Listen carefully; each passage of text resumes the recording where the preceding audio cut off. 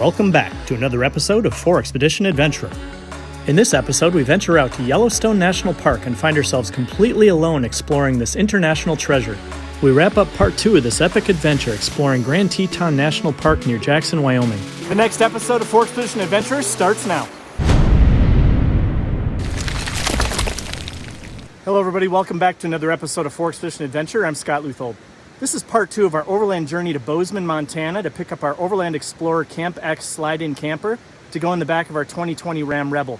If you haven't watched part 1, definitely be sure to go back and watch that first. I'm currently camping in a mountain range way up above Bozeman, Montana, northeast of town, and I'm on national forest land way up high in elevation. Beautiful spot I found to camp. I'll be heading down into Bozeman today to meet with the vice president of Big Sky RV. His name's Donovan, and he'll be walking me around the Camp X to explain to me in great detail what makes the Camp X much better than any other slide-in camper on the market. After that, I plan on traveling further south to the town of Big Sky and spending some time down there, and then going further south from there and finding some mountain lakes to do some paddle boarding on. And then I'll be heading down into Idaho and hopefully doing some backcountry byway trips that I've heard are very, very beautiful in that state. And then maybe spending a little bit of time in Yellowstone National Park and Grand Teton National Park, and then maybe down into Jackson, Wyoming. It should be a really great week. I don't really have anywhere to be. It's Monday. I don't have to be anywhere until next Monday, so I've got a full week. As you saw yesterday, I plan on doing all of my work on the road with my laptop and my hotspot. If you haven't become a subscriber to my channel, I encourage you to become one. And of course, be sure to hit that notification bell to be notified of upcoming videos. And if you'd like to support 4Expedition, go to 4expedition.com and go to the store. We have a lot of great products in there you can buy.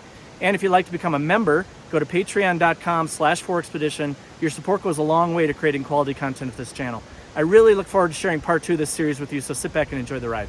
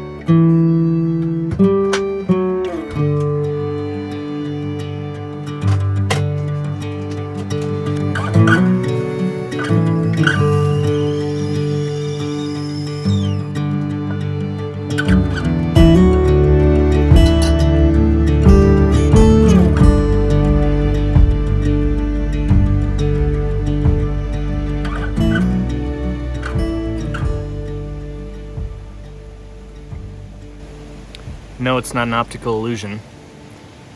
My coffee mug looks like a 35mm zoom lens. This is actually a 24-105mm lens. It's actually got all the meters on it and everything. It's pretty cool. Got this as a Christmas gift from somebody a number of years ago, but it makes for an awfully cool coffee mug. I'll see if I can find these online, and I'll post a link to the product in the description down below.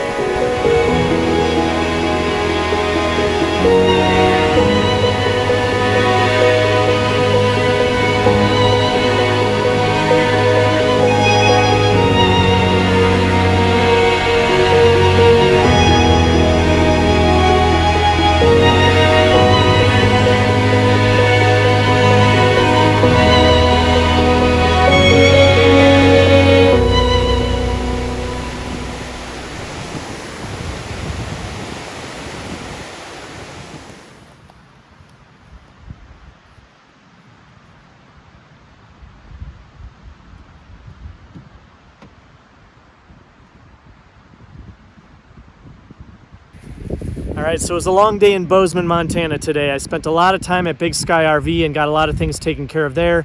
Had to run a lot of errands in town, plus also had to do some work on my laptop.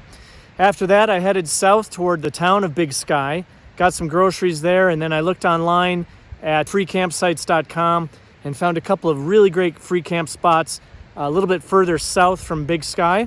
And sure enough, I get out here and there's a really nice road out here with several designated camp spots that are free. It says you can stay here for up to 16 days. There's also a lot of warnings about bears, so we'll have to be careful of that.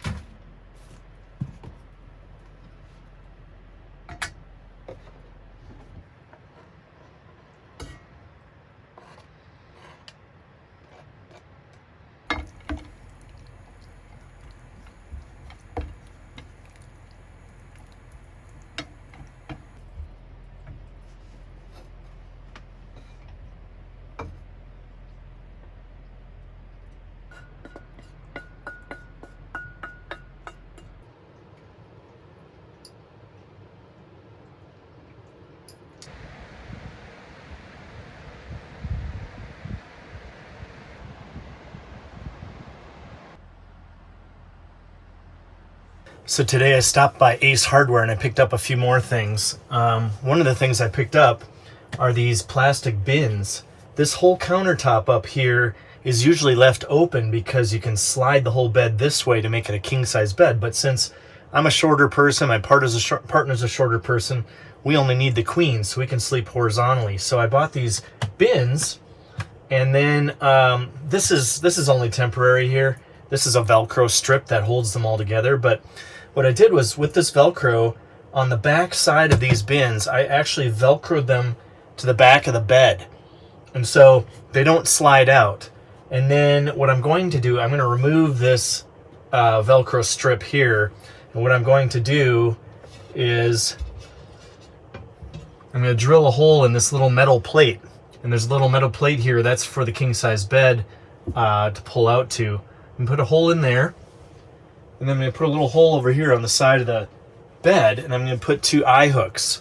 And then I'm going to run a strap from that eye hook back to the other side so that these don't move.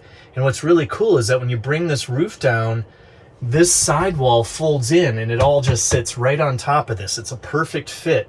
And what this will do is open up some drawers in order to be able to store clothing, because really there's no storage in this camper other than an under the refrigerator storage, which is where I keep my dry food, as I showed you earlier, and under the sink to keep some dishes. So now I've got a his and hers set up here. So I've got shirts and pants and socks and underwear and other miscellaneous stuff for each, myself and for Amy.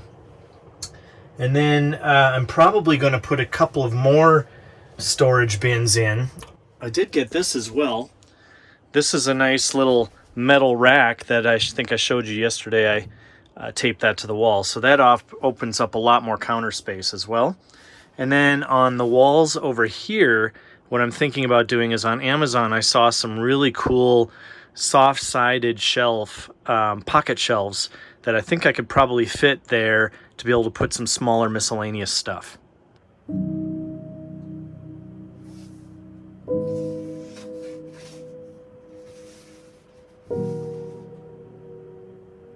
Energy flows thought.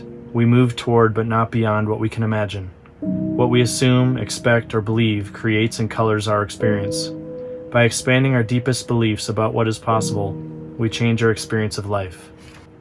Integrity means living and acting in alignment with the spiritual law and with our highest vision, despite impulses to the contrary.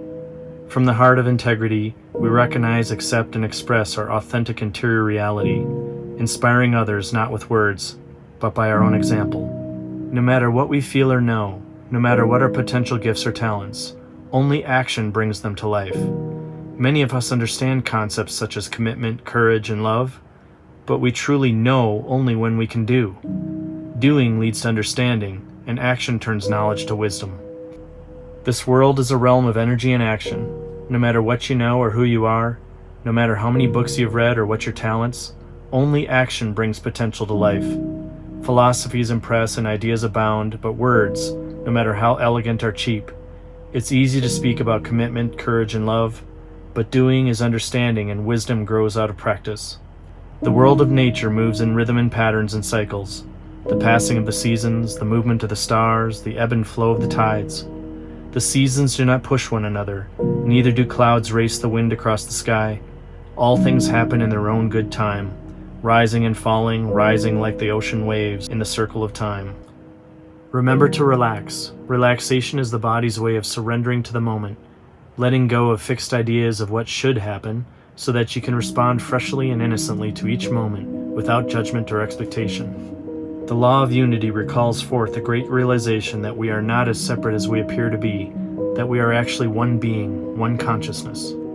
Sidney Lumet once wrote, "Every now and then, take a good look at something not made with hands, a mountain, a star, the curve of a stream.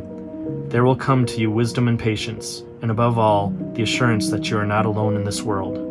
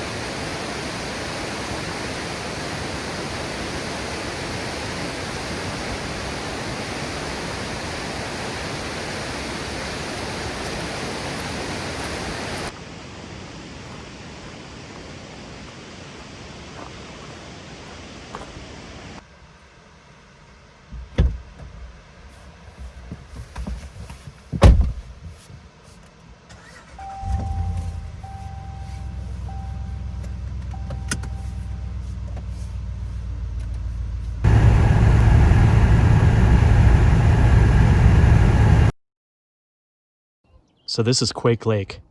What a really interesting place.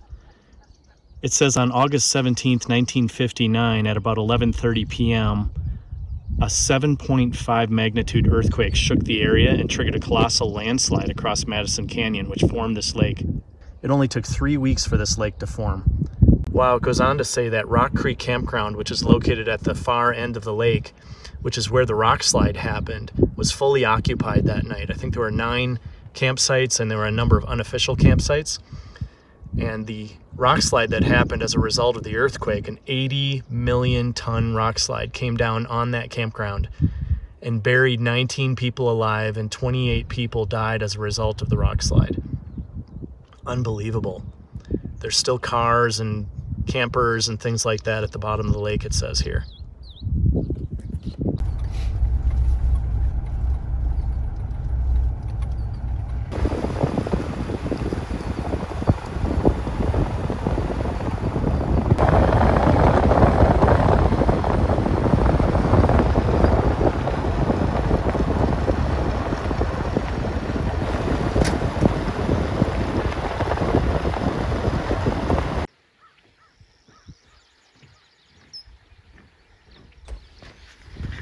There's a moose over here. A moose and a goose.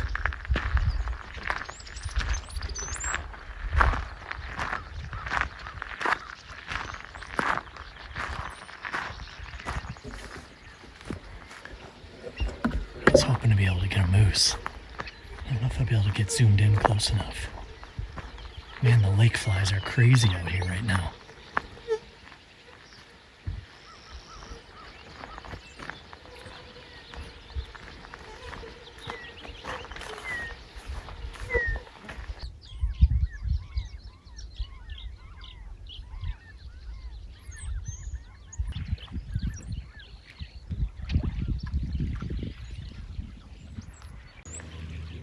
Looks like there's sandpipers here on the shore.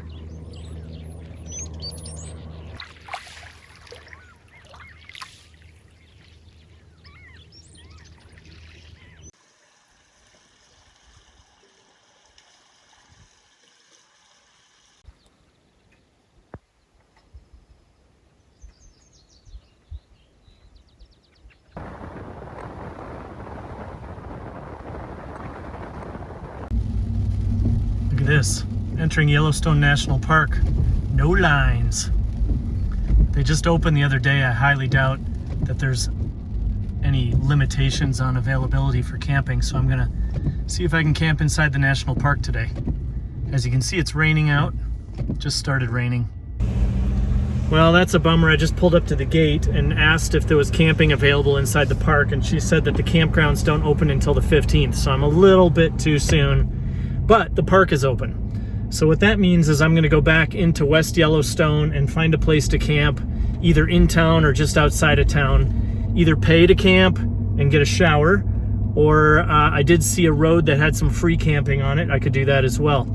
And then I'm going to get up real early tomorrow morning, and I'm going to go into the park and spend the whole day in Yellowstone National Park photographing and doing all that. And then after that, I will decide whether or not I'm going to go further south toward Tetons National Park, or come back out to West Yellowstone and go down through Idaho and do some of the byways that I talked about earlier. All right, so here we are back in West Yellowstone. Well, I came back out of Yellowstone National Park and came into West Yellowstone, which is a town on the west side of the park. Decided to stay right here in town at a place called Grizzly RV, primarily because they've got great facilities here for taking a shower and getting my laundry done and all that. If you ever come through Yellowstone National Park, you're looking for a base camp for your family, I think this is a really great RV park. It's great for families, great facilities, lots of nice playgrounds for children and all that. It's real close to town, so you can go into town and get dinner. The rain stopped and the sun came out, and I was able to get my shower done and my laundry done and everything. And they've got Wi-Fi here, so I'm able to get some work done on my laptop. Tomorrow morning, I'm going to get up and head into Yellowstone National Park. I hear that because the park just reopened and they don't have any camping open right now, that not many people have been going into the park, and because so, there's a lot of great wildlife viewing. So I'm hoping to be able to go into the park, capture some footage of bison, maybe some moose and elk, maybe a bear, or even a wolf, who knows. But I hope that should be a great day tomorrow, and I want to share all that with you, and then I'll come back out of the park, back here to West Yellowstone, and then probably go down into Idaho from there.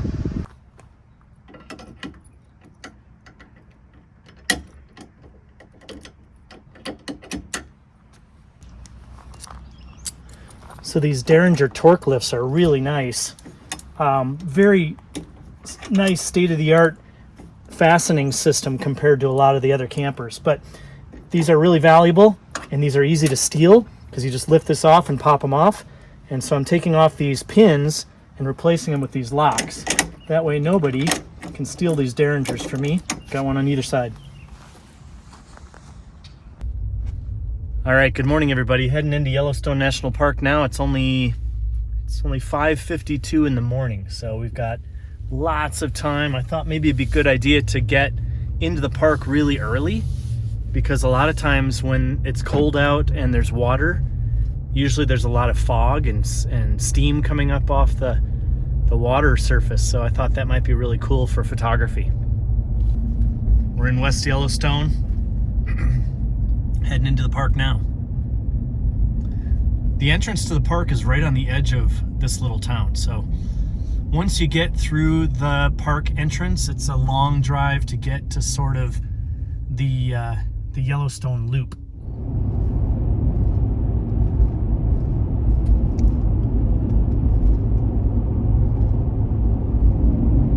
Oh my God, this is going to be so beautiful.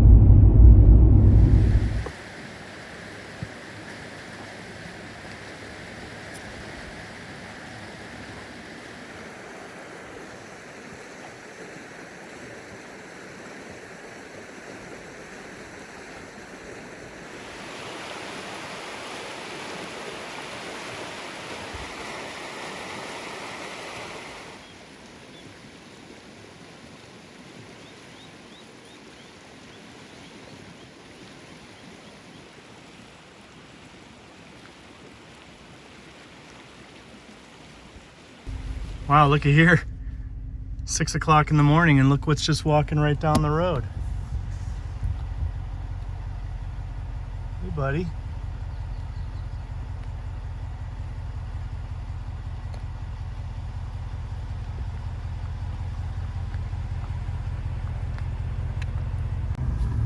I see something else in the road up here too. It's foggy.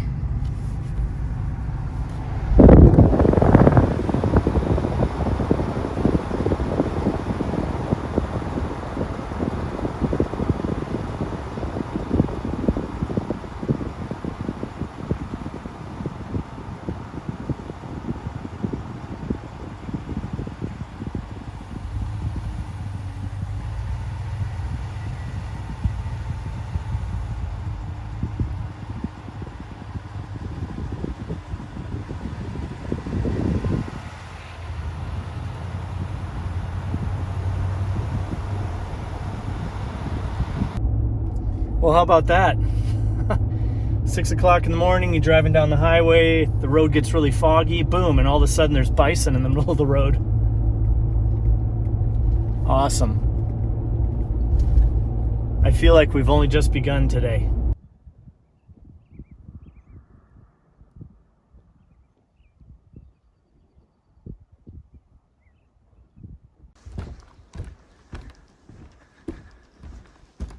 Man, it's totally incredible that nobody is here. The first national park in the world, and nobody's here. How incredible is it that I get to come here and be in Yellowstone National Park almost entirely alone? There've only been a couple of cars.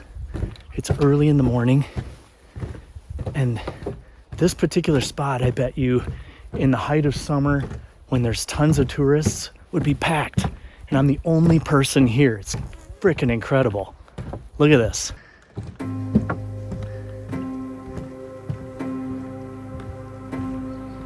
Look at that. Gurgling hot water.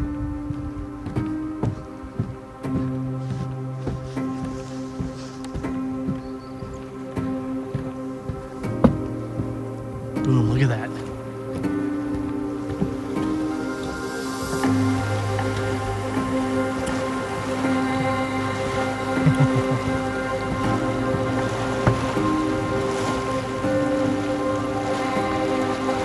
Here, the earth is alive.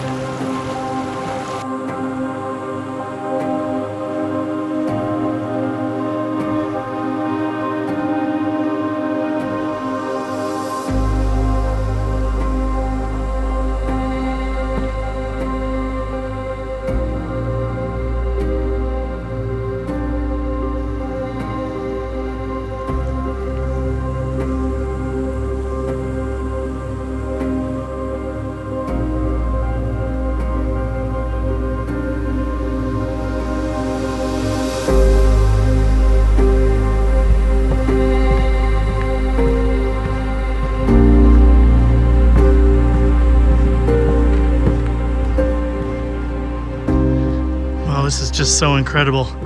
On to the next spot. Who knows what we're gonna see today?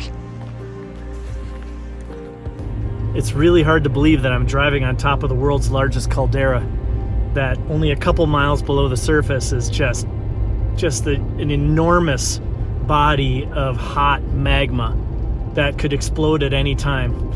It almost makes you want to just go and live right on top of it, because if it goes, we're all going to be affected by it. You may as well just go right away. And man, at least in the meantime, you get to enjoy this absolutely magnificent place. Folks, this is really incredible. I got to show you something. So I'm at Gibbon Falls, and Gibbon Falls has a huge parking lot and a long handicap accessible walkway down to see a waterfall. And I'm sure that during the high season in the summer, this place would be packed. There'd be cars up and down this parking lot, but I want to show you something. Here's the parking lot. There's me. And there's the rest of the parking lot. There's not a soul here. I'm the only person here.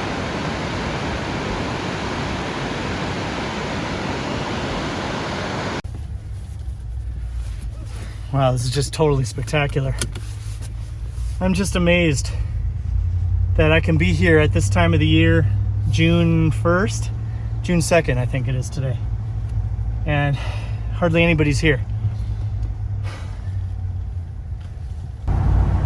Home on the range, where the deer and the antelope play, where seldom is heard a discouraging word, and the skies are not cloudy all day.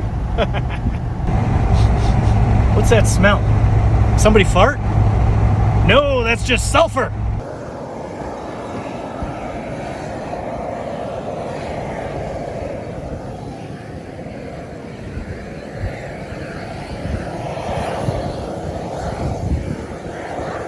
Check that out.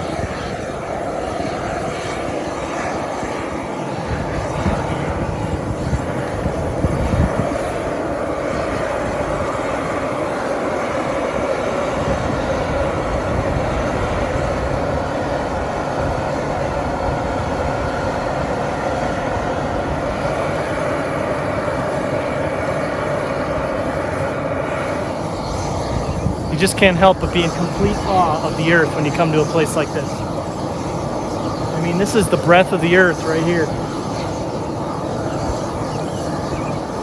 And it does that 24/7, 365. And it's just absolutely incredible.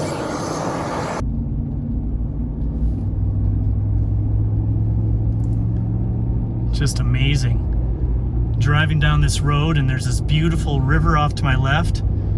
And every maybe a couple thousand feet, there's just another vapor vent.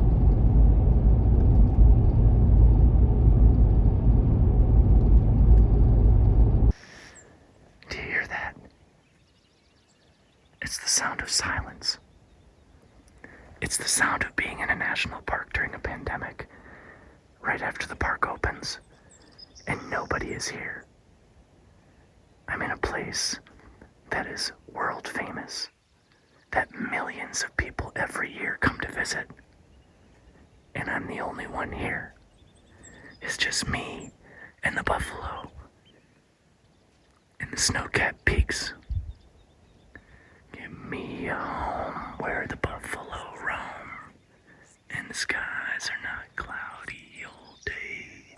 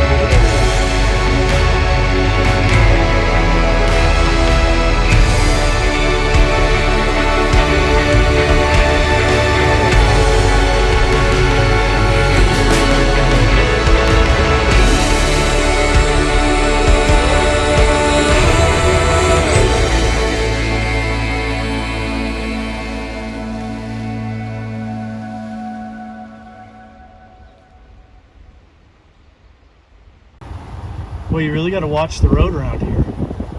You can't be messing around.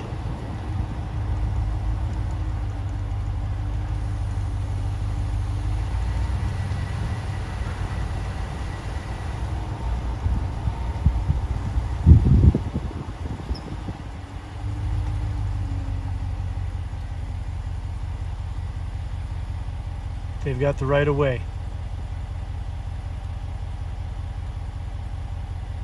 Oh, got a whole family coming.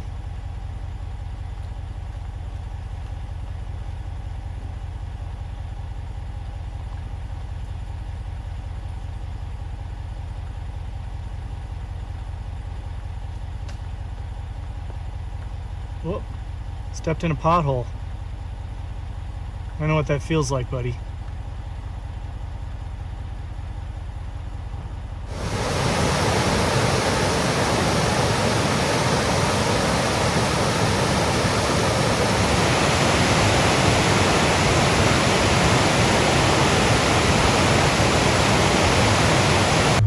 I just came up with another really great reason why I think a slide-in camper on a pickup truck is ideal versus a long 170 length Sprinter. I just was down a road, it was a one-way road, Virginia Cascade Trail or something like that. Anyhow, it got to a really narrow spot. And when I first entered it, it said, no RVs, autos only. And I took my truck back there and my truck did just fine. It wasn't too long and it wasn't too wide. But I'm telling you, if I would have tried that with a 170 Sprinter, it might not have come out so well. So another really great reason to have a slide-in camper on a pickup truck.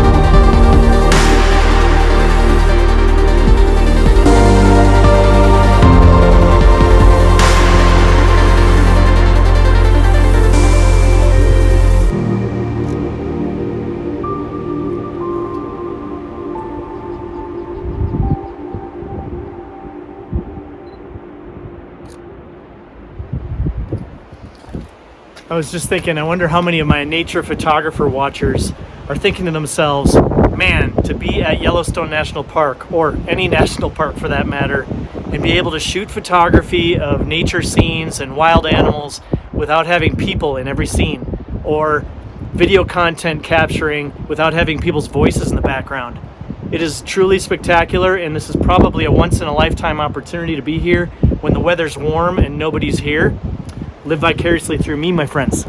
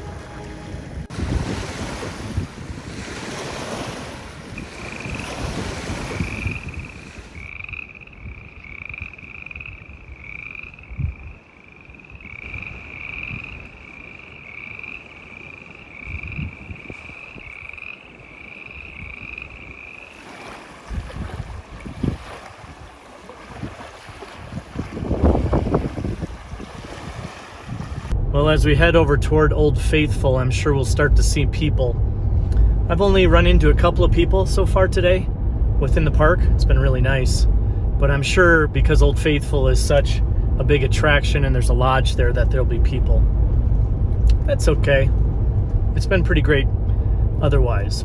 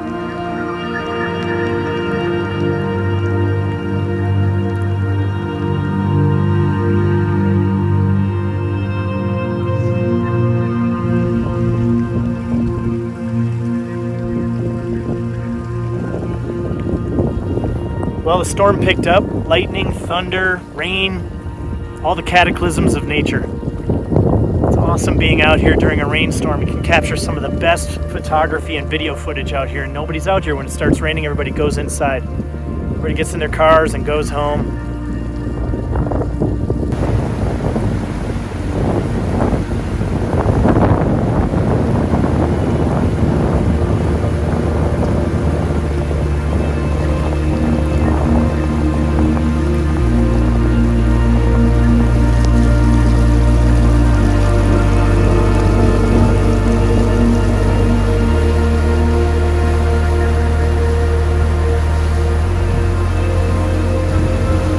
So here's the secret. Stand right here. This sulfur is actually hot air. I'm actually staying pretty warm right out here. Every once in a while, a big plume of steam comes right over and warms my hands right up.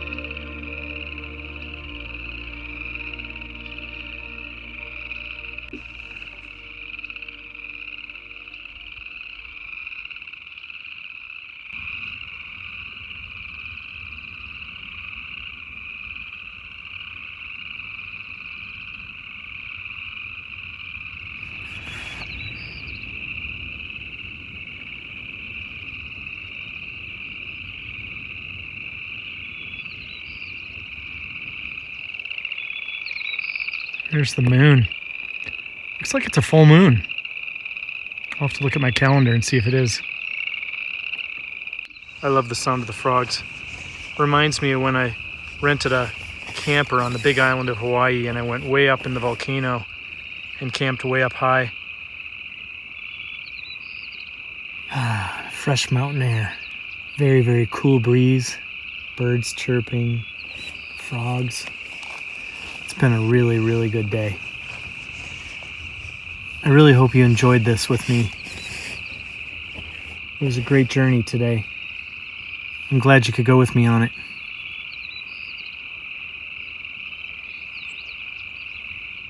Ooh, I just heard like a howl or something.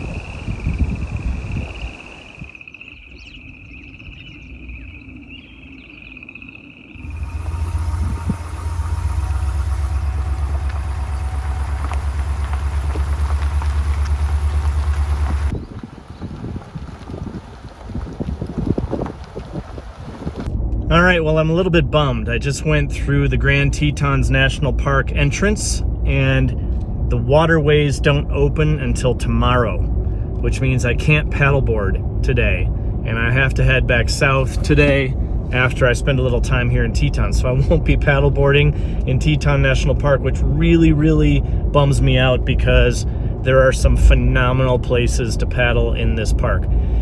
Anyhow, it's just not been my luck with the paddleboarding on this trip so far, but maybe we'll have some time to do some paddleboarding on some other waterway as I venture further south down into Utah.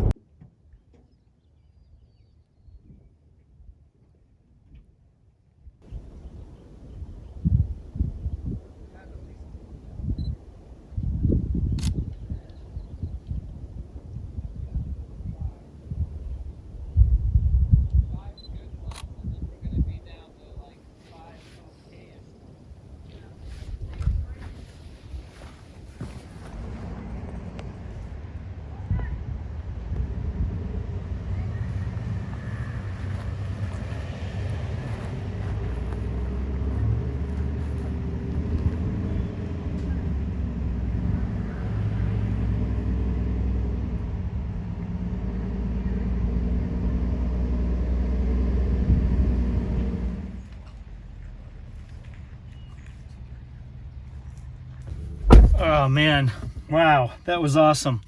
All these people were pulled over on the side of the road to try to photograph a bear, and they were down over looking into this meadow because they said the bear had just walked into the woods. And I'm way back here, and I looked down, and there's the bear right there in the ditch. And I got that awesome footage. How cool is that? That's a cinnamon bear. Boy, the thing looked healthy. Beautiful thing. Well, you know, I guess because the waterways are closed today and I wasn't able to paddleboard, this definitely makes up for it. And I also got a little bit of footage earlier of an elk, which was really nice. I'm definitely going to cruise around here. I think I'm going to go to, I think it's called Jenny Lake, and see if I can see if I can rustle up some other wildlife. I got to tell you, it's pretty funny. I pull up to this area and there's probably 50 cars sitting there and people with these enormous lenses just hoping to get a shot of the bear. And I just step out of my car and I look down and the bear's right there. All I've got is my iPhone Pro Max. I do have my Sony here as well. I did hopefully get a couple of good shots that were a little closer, but location and timing is everything. Hilarious.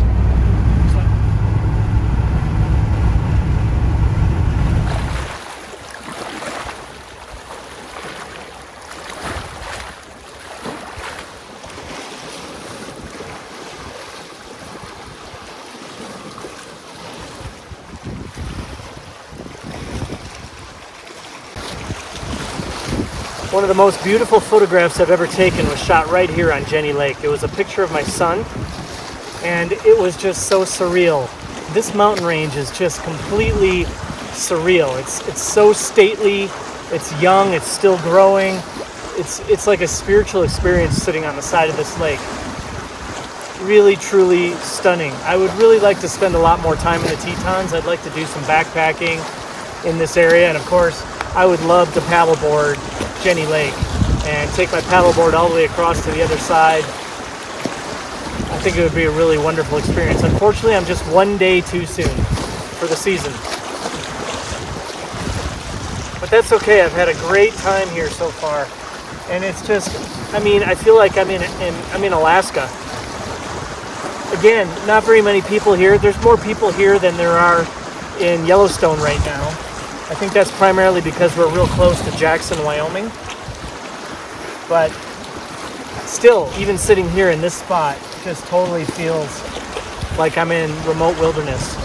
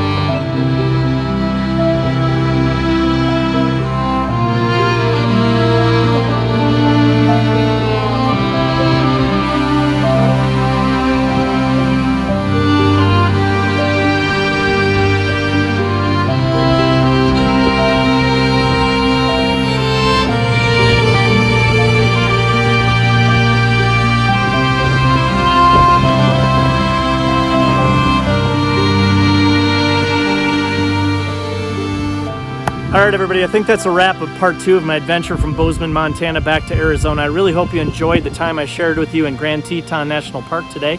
I'm currently in Jackson, Wyoming, and I'll be heading south down into Utah, and I'll be creating a part 3 of this adventure to share with all of you. If you haven't become a subscriber to the Forks Fishing channel, I encourage you to become one. Of course, be sure to hit that notification bell to be notified of upcoming videos. And if you'd like to support Forks Expedition, go to forexpedition.com and go to our store. We have a lot of great products in there you can buy. Or if you'd like to become a member, go to patreon.com/forexpedition. Your support goes a long way to creating quality content for this channel. Until the next time, take care.